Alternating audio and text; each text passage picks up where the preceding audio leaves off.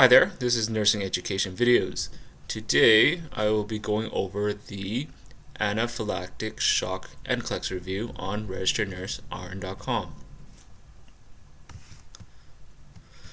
I hope this information is helpful for your learning. All credit for this information that I am reading goes to Sarah at registerednursern.com.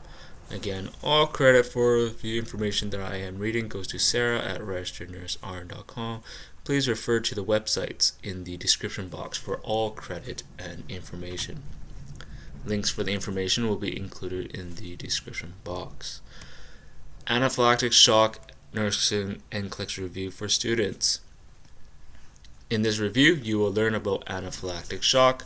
After reviewing these notes, don't forget to take the quiz that contains anaphylactic shock NCLEX questions and watch the lecture. So what is anaphylactic shock? It occurs due to the introduction of an allergen in the body. This leads to mast cells or basophils to release histamine and other chemicals system-wide. This will decrease tissue perfusion, causing shock to occur. Anaphylactic shock is a form of distributive shock. The other types of distributive shock are neurogenic and septic shock. How does an allergen enter the body to cause anaphylactic shock? An allergen can enter various ways, such as via an injection, inhalation, oral, or contact with the skin. Known substances that can cause anaphylactic shock are foods such as shellfish, peanuts, eggs, milk, medications such as vaccines, contrast dye, NSAIDs, antibiotics, and penicillin. So non-steroidal anti-inflammatory drugs is what NSAID stands for. Insect venom, latex, physical exercise, and unknown causes such as idiopathic. Now, let's talk about what is occurring during anaphylactic shock. And to do this, we need to talk about the two types of reactions that can lead to anaphylactic shock. Anaphylactic shock can occur either due to an immune response, where IgE antibodies are created, or due to a non-immune response. Regardless of the reaction, both causes the same signs and symptoms and occur because mast cells or basophils release histamine and other mediators. Anaphylactic reaction, IgE related immunological. So these are saying anaphylactic reaction, so IgE related immunological, or the patient has to experience sensitization for a reaction to occur.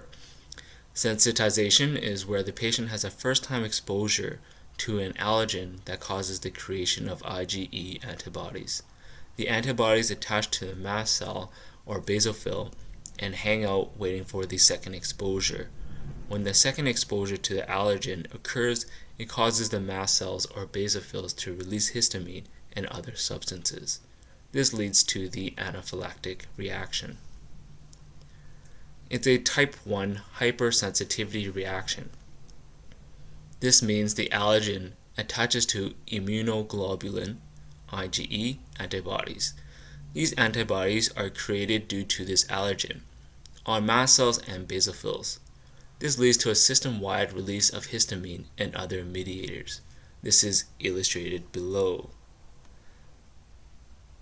So allergen, then B cell, then IgE binds to the surface of mast cell or basophil, and then subsequent exposure to the same antigen, and then the antigen bridges the gap between the two antibody molecules, degranulation of the cell, and release of histamine and other mediators. Then the histamine increases the permeability and distension of blood capillaries. Okay. Next is anaphylactoid reaction. Non-IgE related, non-immunological. The patient doesn't have to be sensitized for the reaction to happen, but can happen with the first time exposure. Causes same reaction as anaphylactic, but it's not via the immunoglobulin IgE antibodies on the mast cells or basophils. Allergens for this type of reaction include contrast dyes, chemotherapy agents, non-steroidal anti-inflammatory drugs, etc. These agents directly cause the mast cells and basophils to break down and release histamine. Effects of histamine on the body during anaphylactic shock. Histamine will cause dilation of vessels, where it lowers blood pressure and tissue perfusion, bronchoconstriction, where narrow airways and respiratory failure, increases heart rate, increases the permeability of vessels, leads to swelling and depletes intravascular space of fluid that shifts to the interstitial space, itching, increases contraction of GI stomach muscles and increases gastric secretions, leads to nausea, vomiting, diarrhea, and GI pain. It affects the following systems of the body: cardiac, respiratory, GI, and skin. Signs and symptoms of anaphylactic shock. The signs and symptoms of anaphylactic shock occur mainly due to histamine. So, if you remember the effects of histamine on the body during anaphylactic shock, the signs and symptoms are easy to recall. Respiratory, dyspnea, wheezing, bronchoconstriction, swelling of upper airways due to edema, tightness. Can't speak, coughing, stuffy nose, watery eyes. Next, cardiac, tachycardia, hypotension, vasodilation, may lose consciousness or become dizzy. GI, vomiting, nausea, diarrhea, pain. Skin is red, swollen, itchy, hives, vasodilation. Nursing interventions and treatments for anaphylactic shock. Prevention. Know your patient's allergies. Assess, document, and avoid patient's allergens. Anytime the patient is started on a new medication or needs a procedure that requires something that's known as an allergen, always go back and review the patient's allergies. Implement your hospital's prevention measure system for allergens by using signs or bracelets for the patients with allergies.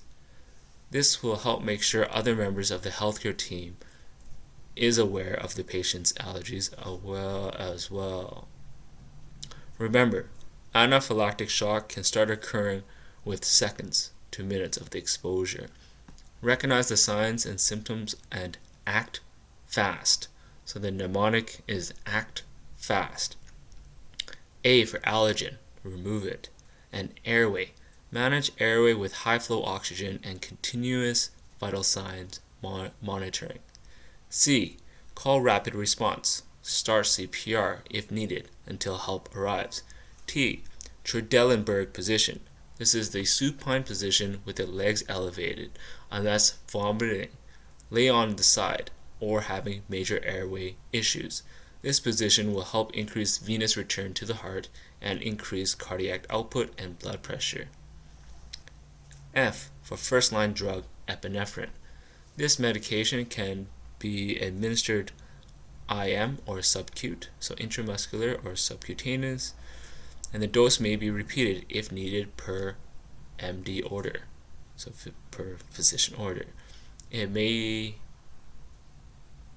be needed IV, so intravascular if severe hypotension persists. Epinephrine causes vasoconstriction, which will increase the blood pressure, reduce swelling, and cause bronchodilation. Administer other medications per MD order. These medications may be ordered depending on the patient's status. IV fluids, breathing treatment of albuterol, antihistamines to target H1, so diphenhydramine, and H2, ranitidine, corticosteroids to prevent a recurrent attack. S for stay and monitor patient very closely, at risk of bypass biphasic anaphylaxis. Signs and symptoms occur again even if not exposed to allergen. Can happen hours after initial attack. May be less, worse, or the same as initial attack. T for teach. Patient education. Importance of avoiding allergen. May need allergy tests. W for wearing medical alert bracelet and letting others know about allergen. Example, a child's caregiver, teacher, friends, etc. Always carry an EpiPen. So these are patient education. It's administered in the middle of the outer thigh. Replace when it expired. Have patient demonstrate how to use. There are EpiPen trainer devices that can assist with this teaching. It's an auto-injector. Administered in the middle of the outer thigh, can do this through clothes if needed. After injecting the needle, hold the device in place for 3 seconds so medication is fully injected, and then remove. Massage the injection site for 10 seconds after injection. This will increase absorption. Seek medical attention immediately. So the reference for this information is the FDA GOV, Food Allergies, What You Need to Know, retrieved from www.fda.gov/food/ingredients packaging labeling /food allergen /UCM 079311.htm HISTAMINE. Description and facts is retrieved from britannice.com/SCIENCE/HISTAMINE. The other reference is Mylan, MYLAN, How to Use an EpiPen, Epinephrine Injection, USB, Auto-Injector, ebook, retrieved from www.epipen.com/media/file/EPIPEN/how to use EpiPen auto-injector.pdf. So it's spelled HOWTOUSEPENAUTOINJECTOR.pdf. Thank you for listening. I hope this information was helpful and engaging. Please feel free to subscribe and click the like button, and go to registerednursern.com for more information and check out their YouTube channel.